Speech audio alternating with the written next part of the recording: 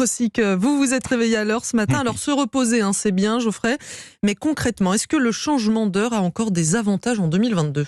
Eh bien pas vraiment. À l'origine, le changement d'heure permettait de faire donc des économies d'énergie, mais aujourd'hui, comme les éclairages consomment bien moins qu'auparavant, les gains sont de plus en plus faibles et les économies de moins en moins intéressantes. Karima Delli est députée européenne Europe Écologie Les Verts. Elle est à l'origine d'une résolution pour abolir le changement d'heure. En France, le changement d'heure permet d'économiser environ 440 gigawattheures par an, ce qui représente à peu près l'éclairage des habitants d'une grande ville comme Marseille. Mais à l'échelle de l'Europe, c'est pas énorme, vous voyez.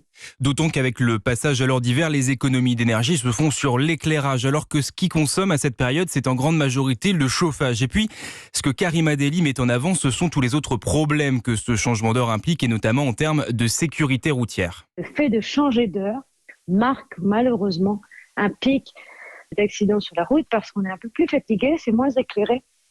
Et donc, les personnes les plus vulnérables, les piétons, les cyclistes, malheureusement, on voit qu'il y a un pic sur les accidents de la route.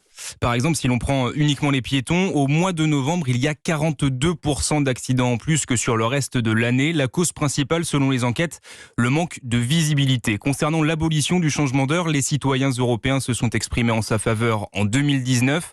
Mais la crise sanitaire est venue bousculer le calendrier. Aujourd'hui, le dossier en est au point mort. Les précisions de Geoffrey Branger.